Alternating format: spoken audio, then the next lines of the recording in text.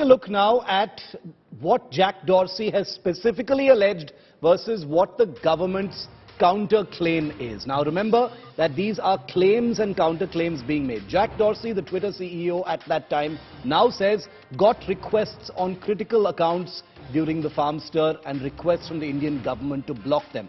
Rajiv Chandrasekhar, who's currently the Union Minister in charge of IT, says the government is and was obligated to try and remove misinformation and fake news, and this was in pursuance of that. Jack Dorsey says, we were told that the government will shut down Twitter in India if we don't comply with those requests. Union Minister Rajiv Chandrasekhar now says Twitter did not comply with the laws, but very importantly, Twitter was not shut down, it's still alive and well in India.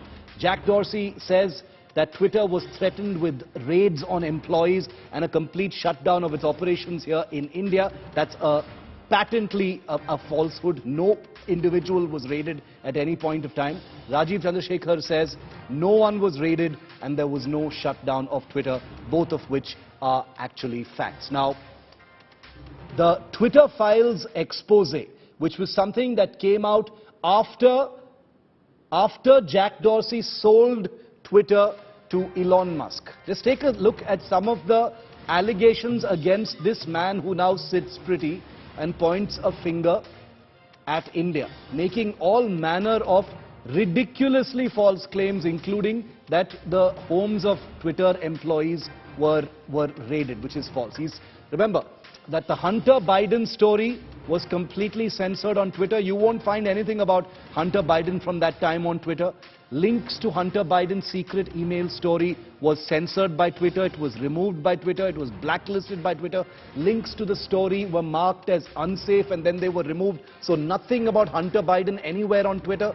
The transmission of the Hunter Biden story via DM was also blocked. This direct messages, that story, not allowed on Twitter.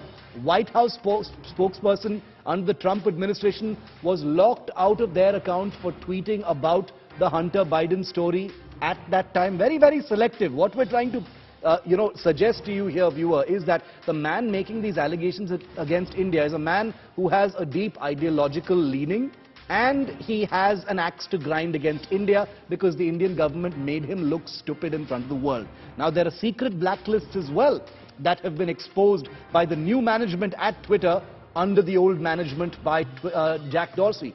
Employees built blacklists under Jack Dorsey. They prevented disfavored tweets from trending. They controlled the narrative on Twitter. The visibility of entire accounts that were inimical to Jack Dorsey's own ideology were actively limited without informing users. This has been proven, by the way.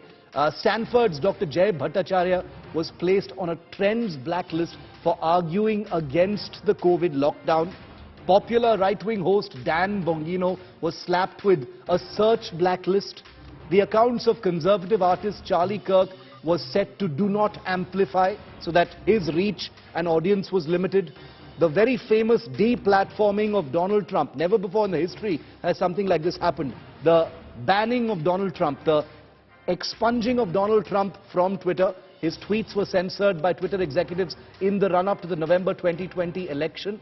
Twitter executives regularly engaged with US government law enforcement agencies and representatives. Only serious concern over banning Trump came from a junior person in Twitter. Twitter deviated from its long-standing policy of public interest exceptions by taking all these harsh moves. Bear with me, I'm barely done. Moderating Hindu nationalism is something they were accused of, but did not moderate a lot of other stuff. Twitter got 4,000 accounts from the US think tank Disinformation Lab, suspended. The think tank accused handles of engaging in inauthentic behavior in the support of Hindu nationalism. Handles reported turned out to be real people, mostly US nationals. So this is just a smattering of the evidence of dubious hypocrisy, selective application of Twitter's own policies, the ideological adulteration of management inside Twitter, a man who sold Twitter for billions of dollars to someone who was ideologically the diametric opposite of himself, a man who tried to wear two hats, one as a CEO and one as a pseudo-left liberal activist, now pointing fingers at the world's largest democracy and saying, your law of the land was inconvenient to me, and that's why I'm going to take time out from my billion-dollar holiday and I'm going to make India look bad in front of the world. Unfortunately for Jack Dorsey, the world knows all about him. The world knows his hypocrisies.